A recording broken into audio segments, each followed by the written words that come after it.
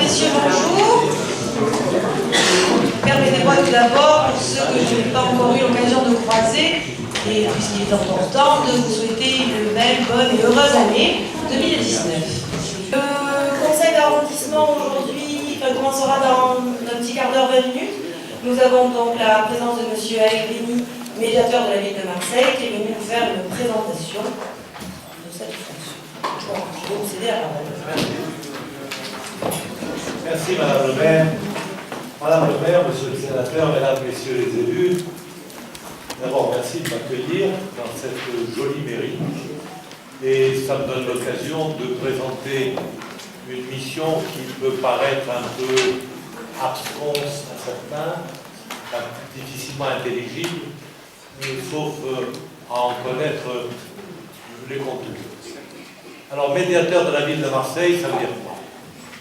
Ça veut dire que c'est mise en place une structure qui s'inscrit dans une volonté générale, pas uniquement marseillaise, de ce que l'on appelle, dans le jargon qui plaît beaucoup aux juristes, un mode alternatif de résolution des différends. En gros, ça veut dire que les tribunaux sont saturés, ça veut dire que la justice n'arrive plus à faire face à ses missions, et que donc on a tenté d'imaginer des conditions dans lesquelles certains aspects des conflits qui pouvaient être soumis à des juridictions pourraient l'être à d'autres structures pour justement désengorger les tribunaux. Vous savez qu'aujourd'hui, un bon juge, ce n'est pas un juge qui rend des bons jugements, c'est un juge qui en rend beaucoup. C'est ce qu'on appelle la gestion des flux. Seulement derrière les jugements, il y a des femmes, il y a des hommes, et ceux qui font l'objet de ces décisions, il y a quelquefois, ça ne leur est pas indifférent de participer à la gestion des flux, et quand ce sont eux qui ont payé les conséquences, ça commence à les indisposer un peu plus. Toujours est-il qu'on a envisagé de créer de plus en plus de structures de médiation. Vous avez un médiateur pour tout. Pour l'EDF, pour la Banque de France, pour tout. Et il y a ce que l'on appelle les médiateurs des collectivités territoriales. Il y a même une association nationale des médiateurs des collectivités territoriales. Il faut savoir que le premier médiateur qui a été créé historiquement, c'est à la ville de Paris que ça a été mis en place. Et puis là, ça s'est généralisé.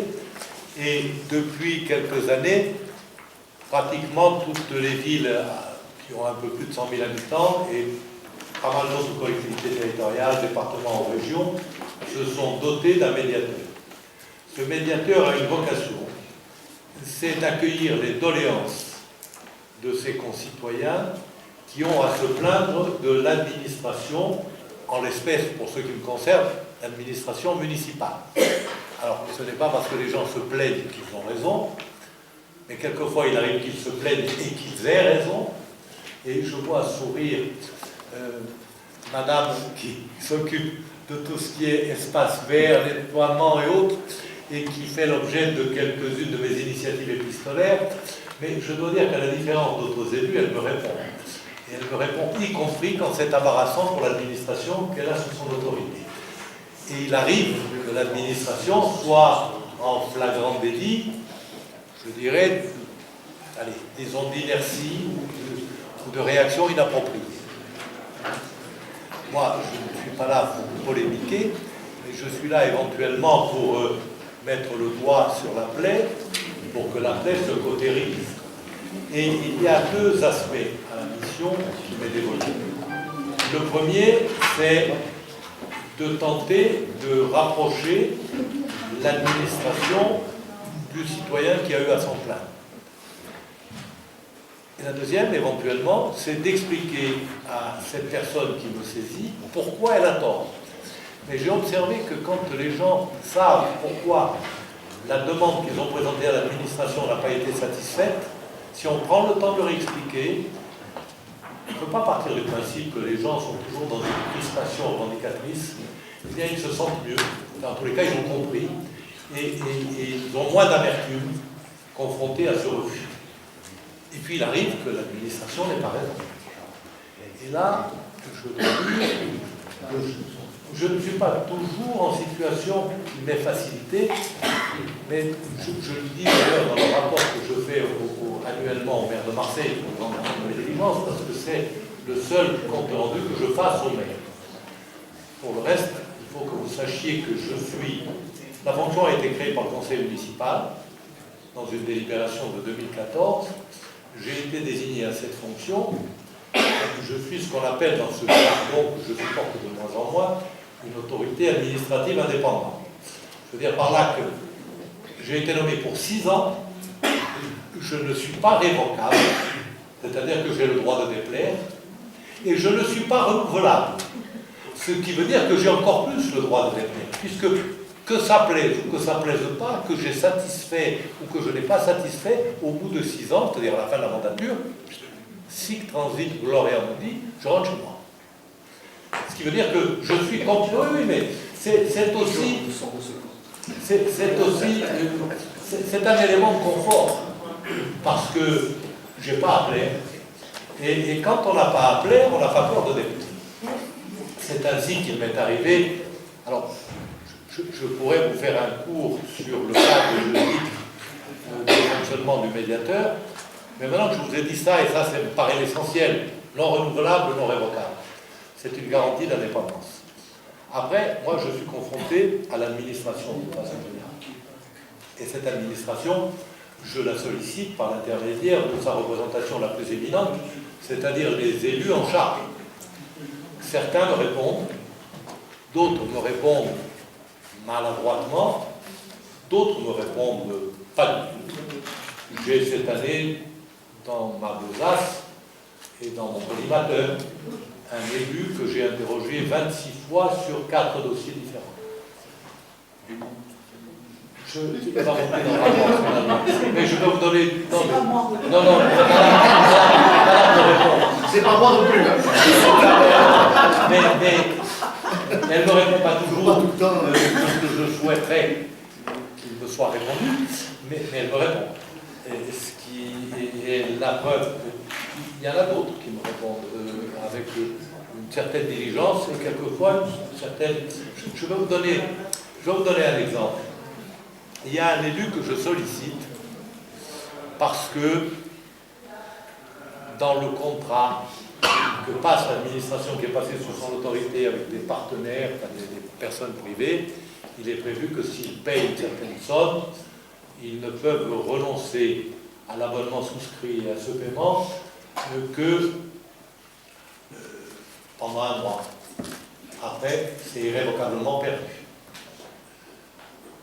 Et je suis sollicité par une de nos concitoyennes qui dit certes c'est ça le règlement, mais voyez au bout de 40 jours, il s'est déclenché un cancer qui fait que je n'ai pas pu utiliser les prestations auxquelles je pouvais prétendre et j'avais d'autres soucis.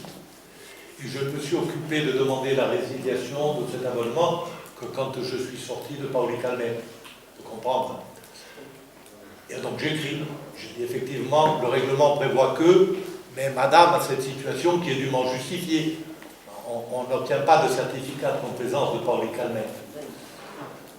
Et je dis voilà, il faudrait que vous me répondiez et que vous envisagiez favorablement une remise, quitte à utiliser toutes les formules administratives propres à générer une remise gracieuse. Pas de réponse. Et deuxième fois, pas de réponse. Alors j'envoie une troisième lettre un peu nerveuse.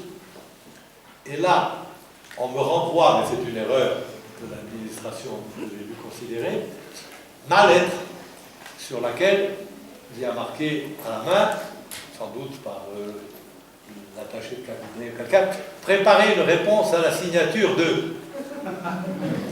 Donc c'est-à-dire qu'en gros on dit allez, là il faut vraiment lui répondre, faites une réponse, mais eux m'envoient la réponse, on m'envoie ça. Alors je m'énerve un peu plus, et bon, chacun a les lettres qu'il peut. Moi, j'ai mes références personnelles et je lui renvoie l'épître de saint Paul aux Corinthiens qui dit que la lettre tue et l'esprit donne la vie. Et je lui dis que comme il ne me répond pas, et que donc il a manifestement une crispation littérale de la réglementation à laquelle tout un chacun doit être soumis, mais compte tenu des circonstances, on aurait pu... Puis la somme, c'était pas 200 €, hein. Et j'ai dit que compte tenu du fait que vous êtes taisant à mes sollicitations récurrentes, j'adresse évidemment copie de la présente au maire de Marseille. Bon, le maire de Marseille, évidemment, c'est la seule chose qui lui est vraiment plu dans ma lettre, c'est l'épître de Saint Paul aux Corinthiens. Mais lui, au moins, je l'ai intéressé, tandis que l'élu en question, toujours pas. Enfin, c'est comme ça. Après, il arrive que nous dégagions des solutions qui soient quand même plus intéressantes. Je vais vous donner un exemple. Il y a un locataire d'un office HLM qui dépend de la ville, qui n'a pas payé son loyer pendant longtemps. À tel enseigne qu'il fait l'objet d'une procédure de résiliation de bail et d'expulsion. Il est marié, il a des enfants, et au moment où ce jugement d'expulsion intervient, où l'expulsion va intervenir, il retrouve un emploi, un vrai emploi, qui lui donne la capacité de payer son loyer et un petit arriéré. Mais la loi prévoit, enfin à l'époque c'était 2 ans maximum de délai pour payer l'arriéré. Aujourd'hui c'est 3 ans. Enfin bon. Il s'en serait pas sorti ni à 2 ni à 3, parce que à 2 ou à 3, s'il paye le loyer plus une partie de l'arriéré, il redevient surendetté et retombe dans la spirale infernale.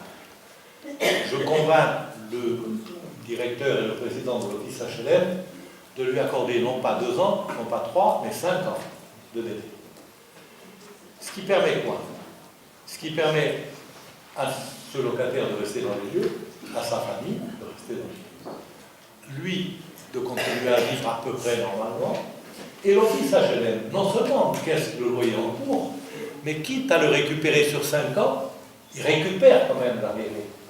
Ce qu'il n'aurait pas fait si le type avait été expulsé, c'était irrévocablement perdu, lui serait retombé dans cette espèce de pré-clochardisation un peu irréversible, alors que là, il a gardé son emploi, il a gardé son poids, et l'arriéré, on le récupère quand même parce que c'est de l'argent public, et qu'avec l'argent public, on ne peut pas jouer.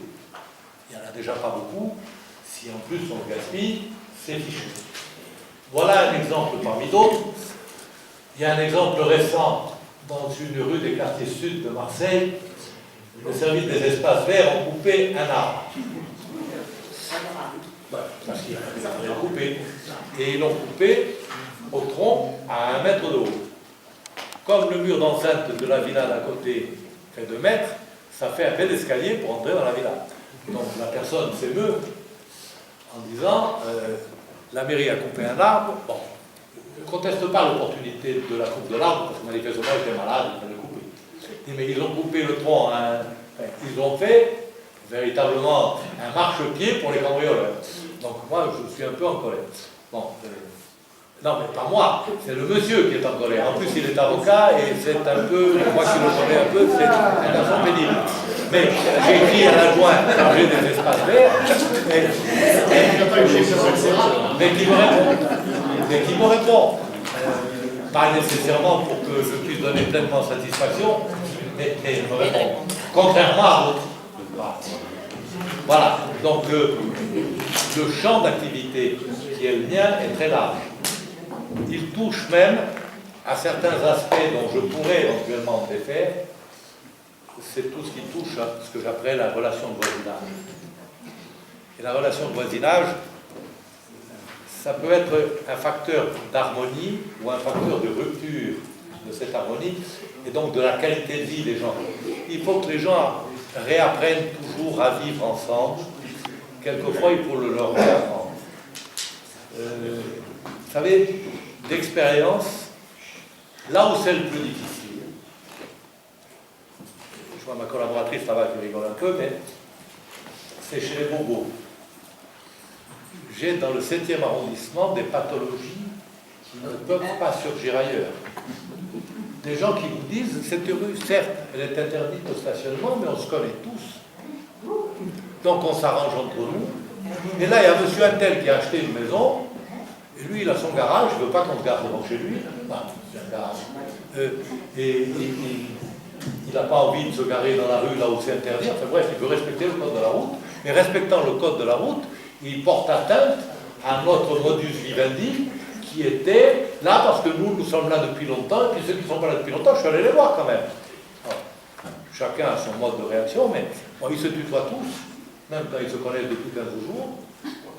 Moi, il y en a un qui m'a dit on peut se tutoyer, je dis si vous voulez. Et ils vivent dans une espèce de village de vacances entre eux, mais c'est pas la loi. Alors, après, il faut déployer de la pédagogie pour expliquer à celui dont les rigidités légales et réglementaires sont peut-être exacerbées, qu'il faut qu'il lâche un peu de l'Est, et puis aux autres, on leur dire, bon, éventuellement, ils peuvent se tutoyer quand ils sont d'accord, mais lui, il n'est pas d'accord. Il ne veut pas qu'on le tutoie. Et en plus, il veut qu'on ne bloque pas l'accès à son garage. Voilà. C'est une espèce de pédagogie qui est un peu compliquée. Il y a un domaine dans lequel je ne suis pas compétent. Je refuse de l'être parce que le règlement le prévoit. C'est tout ce qui touche à la gestion du personnel municipal. C'est possible dans le ressort de 4 tribunaux administratifs au niveau national. Les médiateurs des collectivités territoriales, non seulement sont compétents pour connaître de ces difficultés, mais c'est même un préalable à la saisine possible des tribunaux. C'est-à-dire que si un employé municipal conteste une notation, etc., et dans ces zones-là, il doit d'abord saisir le médiateur et après il peut faire un recours devant le tribunal administratif. Et s'il ne saisit pas d'abord le médiateur, son recours est irrecevable. Ça risque d'être étendu, je souhaite bien du plaisir à celui qui sera inéluctablement mon successeur, ou ma successeur, eux, parce que maintenant c'est comme ça qu'on dit, on met des E partout. Bien, moi je ne peux pas, je ne suis pas compétent pour tout ce qui touche à ce domaine-là. Par contre, ce que m'aura appris cette fonction à ce jour, je vous donne quelques chiffres. 2014, je n'ai rien fait.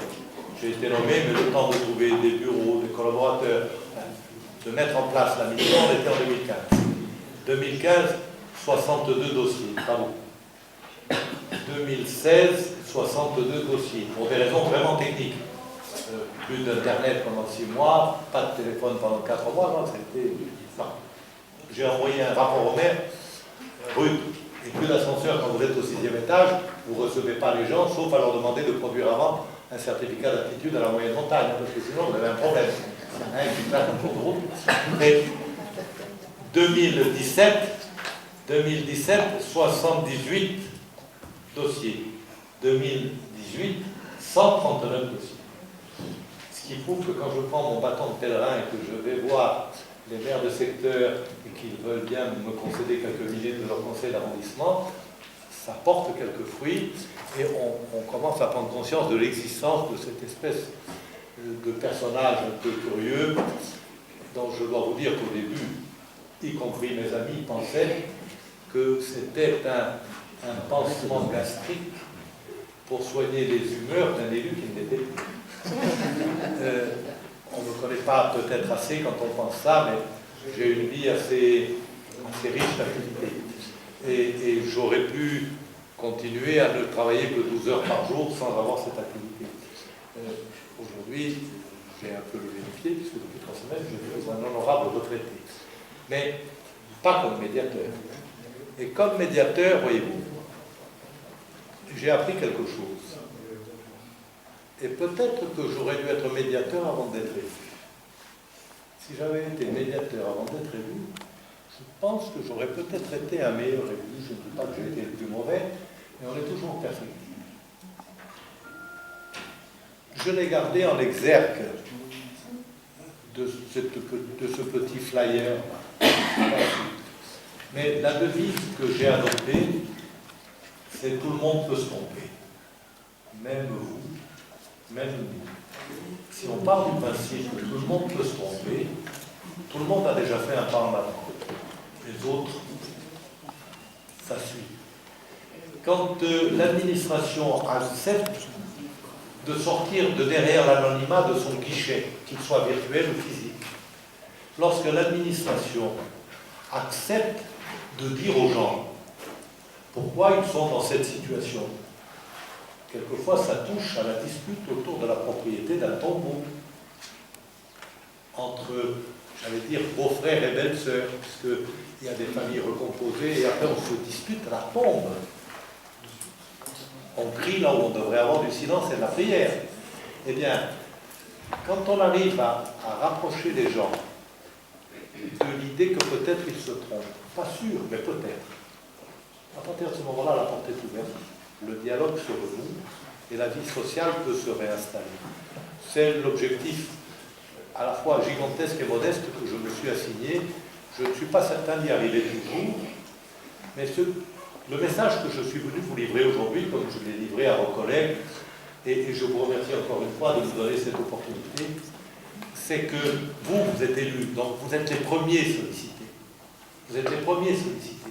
C'est vers vous que l'on va naturellement, et c'est légitime, puisqu'aujourd'hui, il y a une confrontation d'un certain nombre de légitimités dans le débat national. Il n'y a pas plus légitime que les élus que vous êtes. Et les gens se retournent vers vous. Et quelquefois, vous avez la réponse, mais quelquefois, vous ne l'avez pas. Et quelquefois, je peux concourir à vous aider à la trouver. C'est ça que je suis venu vous dire. Je suis venu vous dire, non, si je veux dire d'une façon plus grandiloquente, je vous dirais, j'existe, ça y est, vous m'avez rencontré. Non, mais surtout, je peux peut-être modestement concourir à être utile aux sollicitations dont vous faites l'objet. C'est ça mon message, et je vous remercie d'avoir écouté. Merci.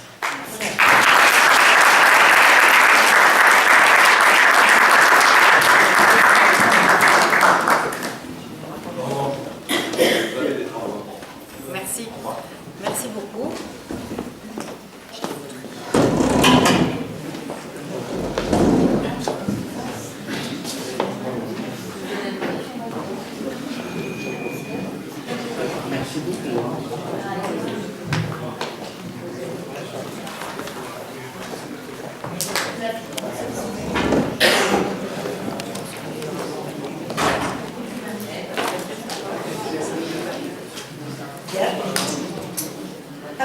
Alors on va commencer la séance du conseil d'arrondissement. Je vais donc procéder à l'appel.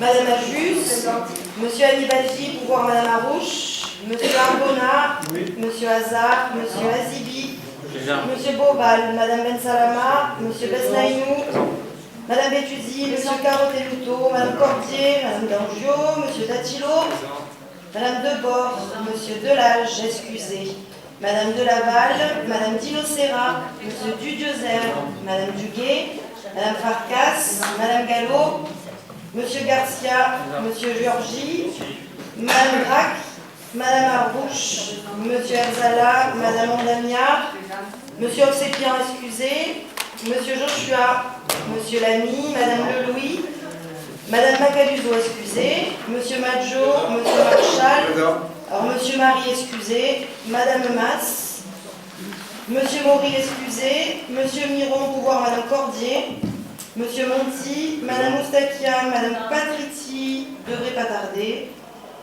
Madame Poncer-Hamad, Monsieur Rabia, Monsieur Rabier, Madame Rivière, Madame Rodriguez, Madame Sicard et Monsieur Vendredi. Le quorum est donc atteint. Alors, nous allons commencer donc par l'approbation du procès verbal in extenso de la séance du 4 décembre. Oui, je vais vous la donner, Monsieur Madjo, mais essayons de faire des interventions en lien avec les rapports et des interventions qui soient importantes pour notre secteur. Vous avez la parole, soyez brefs, s'il vous plaît. Madame le maire, pour une intervention qui est en lien avec le rapport, mais je dirais ce que j'ai dit.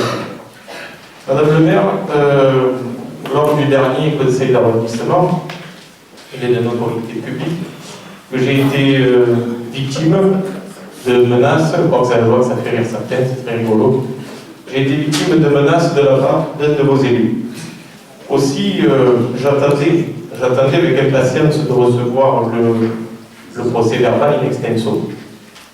Le procès verbal in extenso que j'ai pris soin d'ailleurs de comparer avec la vidéo que vous avez tardé, comme à votre habitude, de mettre en ligne. Ça, c'est pas bien compliqué, c'est un quart d'heure pour mettre en ligne une vidéo. On se demande pourquoi ça s'arrête. Et je crois avoir la réponse.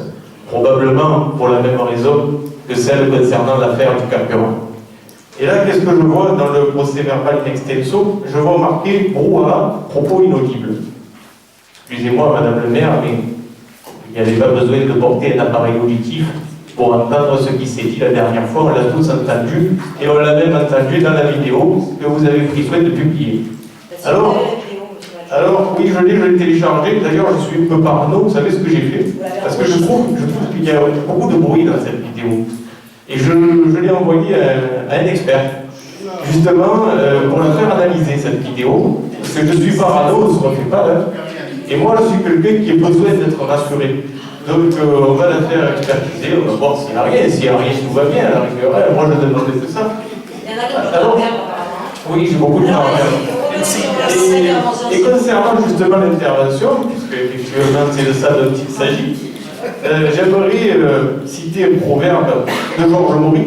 Et oui, qui facite per alium, facite per se. Qui fait agir les autres, agit soi-même. Donc je me pose la question, est-ce que vous avez retranscrit ce qu'a écrit Madame la stéréotypiste au mot à mot? Ou est-ce que vous avez chargé quelqu'un de le faire? Ou est-ce que c'est vous-même qui avez tapé ce petit passage que je conteste fortement?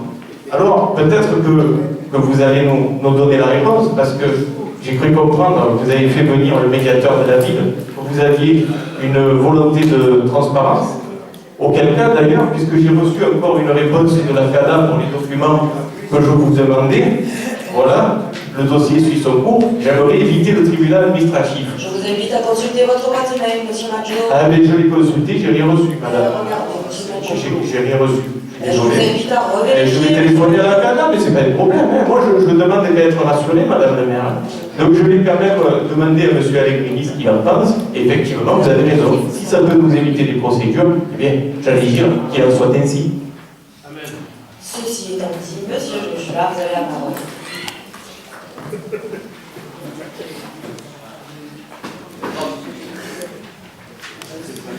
Merci Madame le maire, ce sera plus bref et sans recours à une expertise extérieure.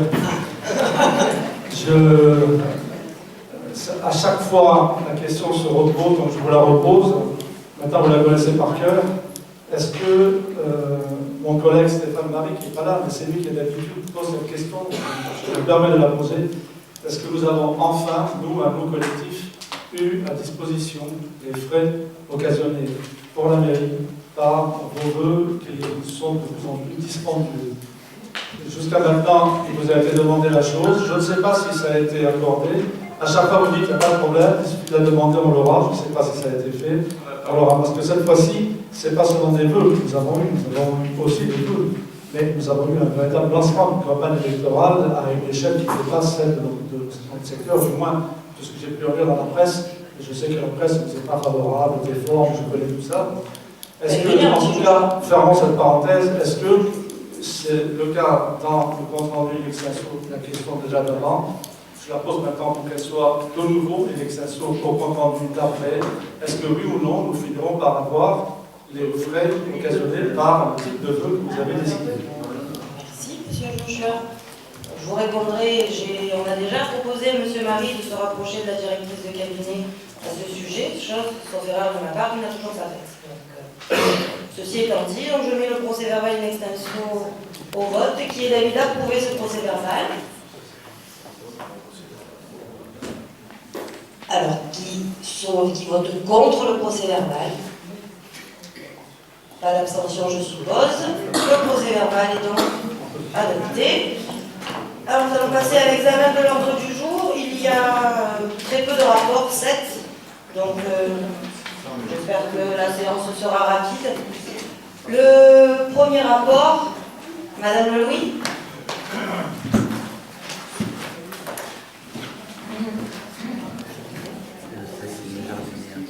Madame le maire, chers collègues, ce rapport a pour objet l'approbation d'une convention d'occupation et d'usage pour une durée de 5 ans d'une jardinière de 48 mètres carrés et un conteneur de 5 mètres carrés 92 sur un terrain municipal situé dans le 13e arrondissement, quartier Château-Goubert, avec l'association maternelle Athéna, pour un usage de jardinage collectif dans l'esprit de la charte du jardin partagé marseillais.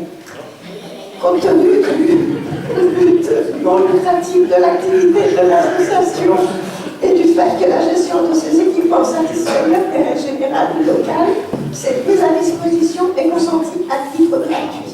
Madame le maire, je vous demande de mettre ce rapport au point. Merci Madame Le Louis. Est-ce qu'il y a d'interventions sur ce rapport? Vive les Jean-Pierre. Ravi de constater que la demande formulée par la maternelle Athéna a donc été acceptée par la ville de Marseille. Je vous propose donc de mettre ce rapport aux voix. Qui est pour? Tout le monde est pour. Le rapport est donc adopté. Rapport suivant, Madame. Ce rapport a pour objet l'approbation d'une convention d'occupation et d'usage pour une durée de 5... Attendez, je crois que je me suis trompée. Ah non, c'est le bon. Désolée. Pour une durée de 5 ans, un terrain municipal d'une superficie de 1083 mètres carrés, situé dans le 13e arrondissement, quartier Malpassé, avec l'association Massalière, pour un usage de jardinage collectif dans le respect de la charte de jardin partagé. Compte tenu du but non lucratif de l'activité de l'association et du fait que la gestion de ces équipements satisfait l'intérêt général local, cette mise à disposition est consentie à titre gratuit. Elle constitue un avantage en nature de 1083 € correspondant à la valeur locative du terrain mis à disposition. Madame le maire, je vous demande de mettre ce rapport au voix. Merci, Madame Louis. S'il n'y a pas d'observation ou de demande de prise de parole sur ce rapport, je le mets donc aux voix. Qui est pour le rapport numéro 2? Tout le monde est pour. Le rapport est donc adopté. Rapport suivant, Madame Sicard.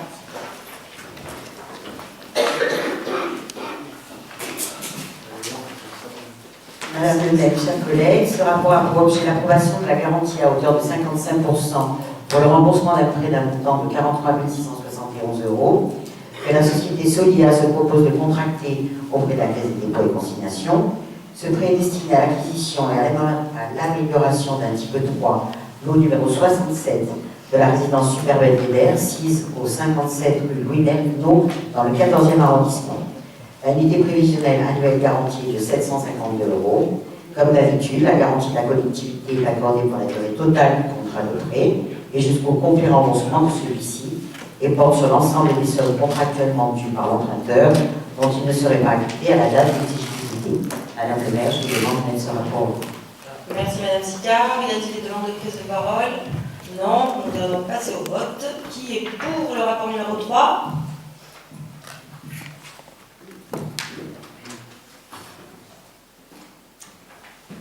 Qui s'abstient? Et qui est contre? Donc la majorité, M. Azala, Madame Arrouche. Le rapport est donc rejeté. Rapport suivant, Madame Sicard toujours. Madame le maire, si vous permettez, je vais vous présenter les deux rapports en même temps. Je le fais. C'est exactement la même chose. C'est donc le rapport 1904 et le rapport 1905. Je vous propose de faire une seule présentation de ces deux rapports, dont les objets sont identiques. Ces rapports concernent l'approbation de la garantie municipale à hauteur de 55% pour le remboursement de deux emprunts de 5 072 595 € et 7 451 664 € souscrits par la société Logérel auprès des caisses de dépôt et consignation pour financer deux opérations de réhabilitation du parc social de la Busserine et de Picon. Pour la Busserine, 229 logements et pour Picon, 257 logements.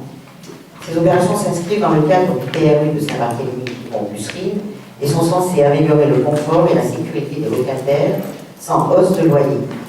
Comme d'habitude, la garantie de la collectivité est accordée pour la durée totale du prêt et jusqu'au complet remboursement de celui-ci et porte sur l'ensemble des sommes contractuellement dues par l'emprunteur dont il ne serait pas acquitté à la date d'exigibilité. Madame le maire, je vous demande de mettre ces rapports.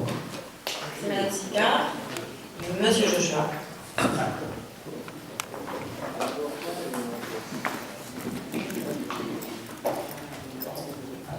Étant donné le résultat du vote que nous venons d'obtenir sur la délibération précédente, je me doute de ce que cette majorité va voter pour ces deux délibérations. Donc je me permets d'intervenir à l'avance. Je sais que nous sommes tous très sensibles à la laïcité dans cette salle. Aussi, je me permettrai, comme vous allez, par l'introduction, nous avons lu des citations, je me permettrai de vous citer Saint Paul dans la lettre aux Galates. Et Saint Paul dit la chose suivante. Dans la lettre aux Galates, il n'y a plus ni juif, ni grec. Il n'y a plus ni esclave, ni homme libre. Il n'y a plus l'homme et la femme. Tous, nous ne faisons plus qu'un. Et cette idée, alors, moi, ça me parle comme vous pouvez vous en douter. J'aurais préféré, je pourrais prendre des citations comparables chez Marx et chez Engels, mais je l'ai pris pour essayer peut-être d'atteindre une petite partie de votre cœur. Je sais que c'est absolument inutile, mais j'essaye de nouveau de le faire avec des choses, des citations, des références qui vous peuvent parler. Il y a là, à la Busserie et à Picot, des gens qui vivent.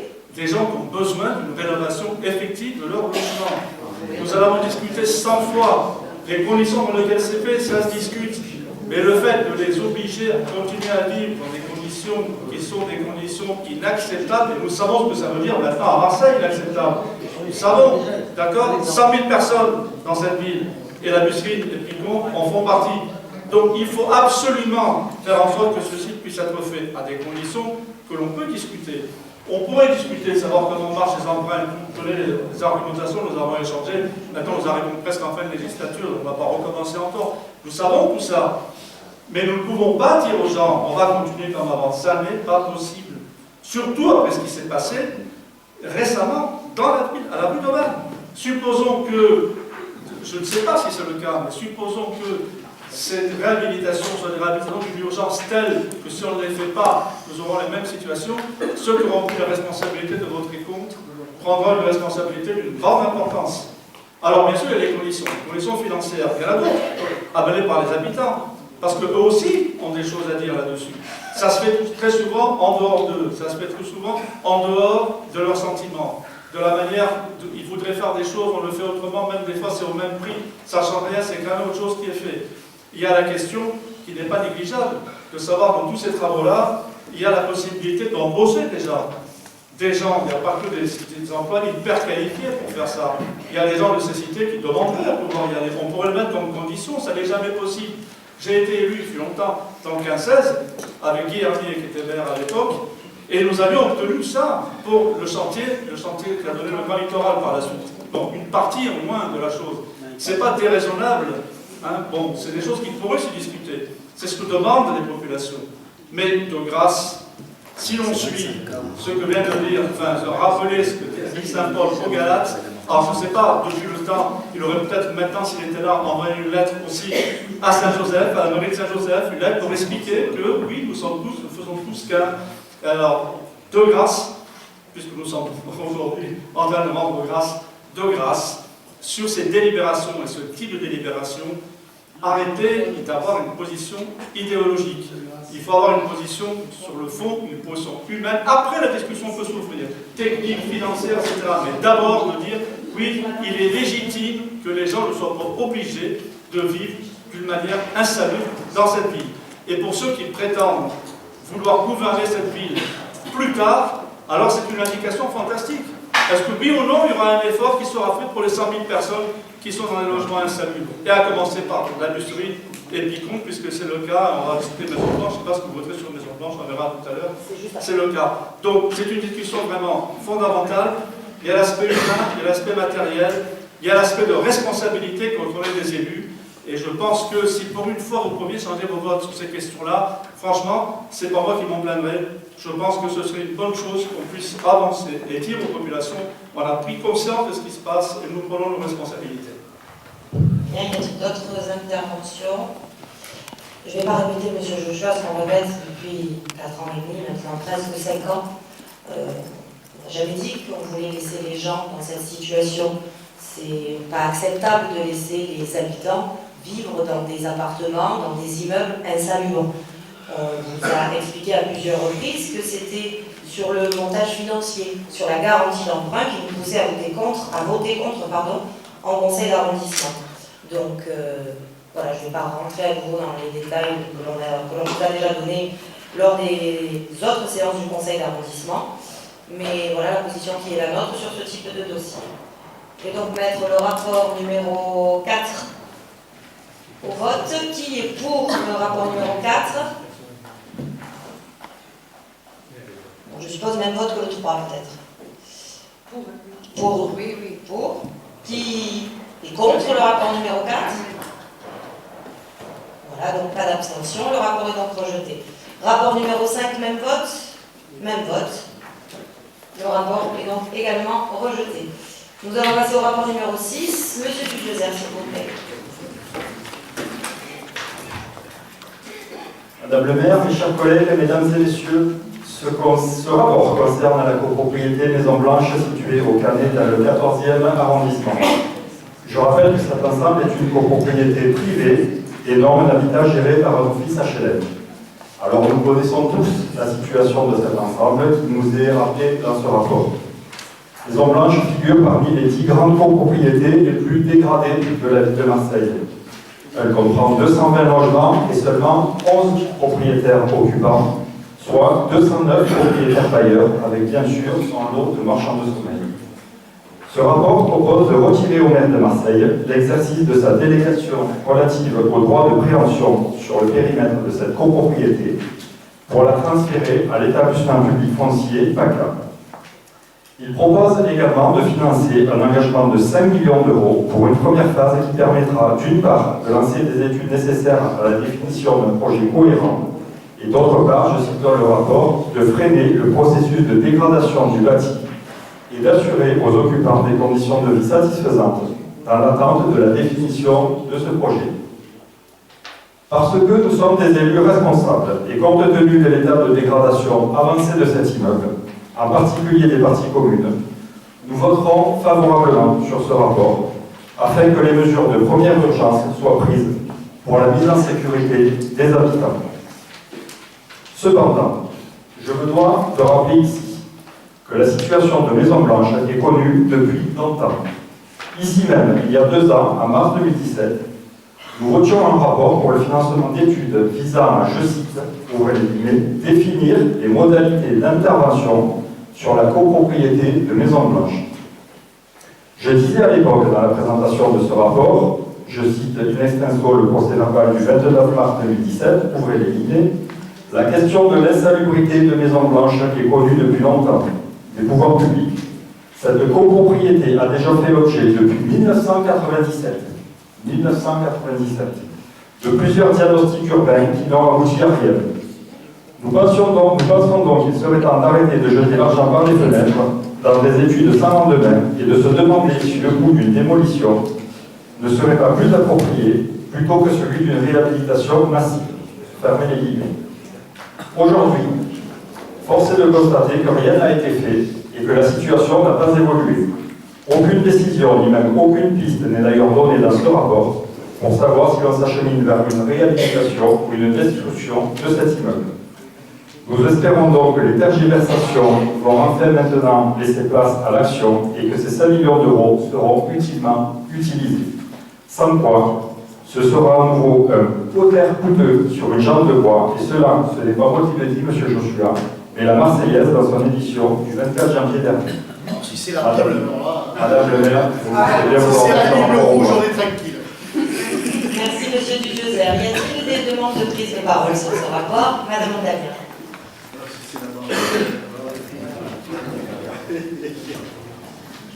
Oui, pour aller un peu dans le sens.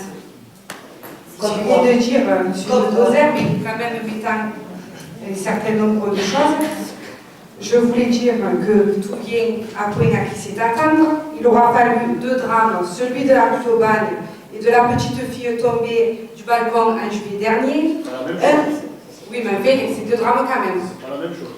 Un rapport interministériel, mais surtout et avant tout, l'engagement et la punicité des habitants du collectif Maison Blanche, celui du CIQ du Canet-Centre, des militants et des élus, de la presse à la Marseillaise, pour qu'enfin on prenne le taureau par les cornes pour combattre le logement insalubre sur Maison Blanche. Cette convention d'intervention foncière est une avancée, et peut-être une avancée pour les habitants et pour le quartier, si à mon sens nous portons des exigences claires et audacieuses.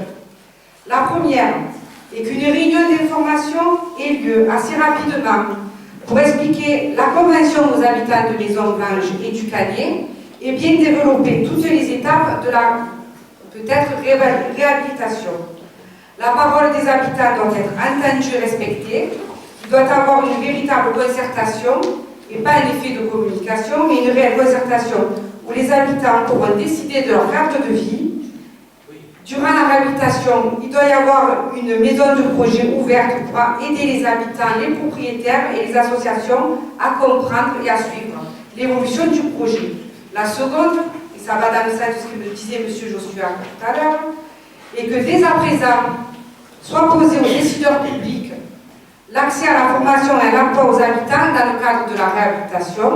Et la troisième, pour que la réhabilitation soit réellement un succès, il faut créer un véritable maillage social autour des familles, notamment les plus fragiles. Il ne suffit pas de réhabiliter le bâti, il faut aller plus loin. Nous devons également éradiquer la mal-vie dans le quartier. Et j'espère que s'il s'avère effectivement qu'il y ait dans la résidence des marchands de sommeil, la loi Elan soit appliquée sans ambiguïté. Et après, pour finir, sur le financement, l'argent public doit servir l'intérêt général et non pas les intérêts de quelques grands groupes, comme pour le PPP des écoles ou encore les intérêts privés. Et sur cette question, on n'a pas à dire que votre parti, le Rassemblement national, soit exemplaire. Y a-t-il d'autres demandes de prise de parole sur ce rapport?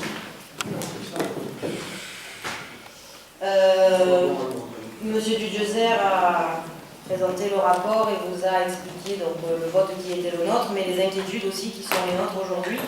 On fait beaucoup d'études à la ville de Marseille et qui malheureusement n'aboutissent pas toujours sur quelque chose de concret. Ce qui me dérange, c'est de dire aux habitants de la Maison Blanche que j'ai rencontré d'ailleurs, vous y étiez également ce jour-là, de dire aux habitants qu'on va débloquer 5 millions d'euros pour étudier et qu'on ne sait pas encore quand est-ce que de réels travaux de réhabilitation et de sécurité surtout vont être faits. Voilà, ça c'est l'une des plus grandes inquiétudes qui est la nôtre, parce que c'est bien beau de voter des rapports, de mettre des rapports sur le papier, mais il faudrait agir ensuite, et je pense que c'est ce qu'attendent les habitants de ce quartier, d'autres copropriétés aussi, hein, mais là en l'occurrence on parle de Maison Blanche. Donc il est plus qu'urgent d'agir vite et de sécuriser cette copropriété. Pour m'y être rendu avec mon premier adjoint il y a quelques mois, des dalles, je ne sais pas en quelle matière ça se trouve, mais mais des dalles menacent de tomber. Le rez-de-chaussée est en très piteux état, il n'y a pas de normes incendie, l'électricité est à refaire et je ne suis pas rentrée à l'intérieur des appartements. Donc voilà, il est plus qu'urgent que l'on prenne en considération ces problématiques et j'espère que l'on recevra un planning avec des dates précises de début de travaux, si on voit le jour un jour, et que les études ne dureront pas 2 ans, comme apparemment c'est le cas depuis 2017, puisque nous avons déjà fait un rapport ici même au sein de ce conseil d'arrondissement. Donc je vous propose maintenant de passer au vote de ce rapport. Qui est pour? Eh bien tout le monde est pour, le rapport est donc adopté, je vous remercie. Nous allons passer au dernier rapport. Avant, permettez-moi de remercier Madame la caméra-woman et Madame la sténotypiste de leur présence. Madame Ablot et son équipe, les Sandra et Sandrine qui s'occupent de vous passer le micro et qui ont organisé aussi ce conseil, Monsieur le directeur général des services et ma directrice de cabinet. Je vais maintenant demander à Monsieur Georgie de nous présenter le dernier rapport. Alors, c'est le rapport 19-7S. Madame le maire, chers collègues, mesdames, messieurs, ce rapport a pour l'objet, dans le cadre du renouvellement de convention, l'approbation de l'attribution des délégations de services publics des maisons pour tous, pour une durée de 5 ans, du 1er avril 2019 au 31 mars 2024, à l'association de gestion et d'animation de la Maison des familles et association pour la RPT Marseille des familles et des associations dans le 13e, rue Salvatore Ndende, dans le 14e. La ville de Marseille versera aux délégataires une participation financière destinée à compenser les contraintes de services publics stipulées dans la Convention. La faible contribution financière des usagers aux activités proposées par la Maison pour tous a été prise en compte. Cette participation de la ville sera révisée chaque année, par application de la formule de révision prévue par la Convention. Pour l'année 2019, le montant de la participation financière versée par la ville de Marseille aux délégataires s'élève à 180 000 € pour l'année et 135 000 € pour les 9 mois d'exploitation du 1er avril 2019 au 31 décembre 2019. Pour les années suivantes, ces participations seront révisées selon les modalités prévues par la Convention de délégation de services publics. Le montant total de participation financière de la ville de Marseille pour l'année 2019 sera de 635 985 €. Madame le maire, je demande de mettre le rapport au voix. Merci, Monsieur Georgie. Monsieur Joshua.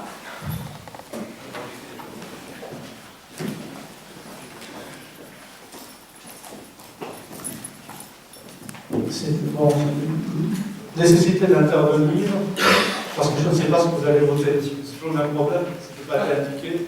Donc, je voudrais d'abord faire un petit commentaire sur ce que vous avez dit au préalable, sur les questions des études et des choses de ce genre. Bon, bientôt, on va nous faire voter un rapport sur une étude sur les études. Voilà. Donc là, vous avez, évidemment, je vais dans ce sens, parce que depuis que je suis ici, je vois un nombre d'études considérable. Malheureusement, l'affaire est aussi vraie à la fin. C'est-à-dire, une fois les choses faites, des fois, c'est très surprenant. Alors, je suis passé à la Busserie, dans l'espace culturel. M. Rabier dira que j'y habite en permanence, mais je suis passé exceptionnellement là-bas. Et vous devez y aller juste après moi, c'est ce qu'il me dit. Les travaux, on ne sait pas s'ils sont finis, mais s'ils sont comme ça, c'est quand même. Est-ce que c'était prévu d'être comme ça au moment de l'étude? C'est ça que, bon, j'ai pas fait le lien entre les deux, mais franchement, des fois, on se demande si c'est encore en fait, quand ça va être fini, et on me dit c'est fini. Bon, vous l'avez vu aussi après moi, c'est pas vous qui êtes responsable, pour l'essentiel, ce que j'ai compris, c'est la mairie de Marseille. Hein. Mais bon, ça fait un petit souci. Revenons maintenant à la délibération que nous sommes en train de discuter. Je ne sais pas, alors je me suis étonné sur le fait que nous n'ayons pas sur ce genre de choses ce que vous faites d'habitude, c'est-à-dire une résolution distincte entre. Et puis je me suis dit, peut-être que c'est parce que ça ne concerne que la maison pour tous du 13-14, c'est possible. Alors, je vous adjure encore une fois, mais les arguments ont été annoncés tellement de fois, de ne pas voter contre. Parce que là, la question est précise, particulière. On discute des responsabilités de service public concernant cette maison. Alors, soit vous êtes contre les services publics, je ne sais pas si étonnant que ça, mais pas admettre. À ce moment-là, je comprends. Soit vous êtes pour et vous votez pour parce qu'il n'y a pas 36 000 solutions. Maintenant, je ne sais pas ce que vous allez voter. Nous allons voter favorablement. Je vous remercie. Est-ce une demande d'intervention? Ça me tente, hein, mais non. Je suis tanké. Alors, je vous propose de passer au vote sur le rapport. Qui est d'avis d'adopter le rapport numéro 7? Ah,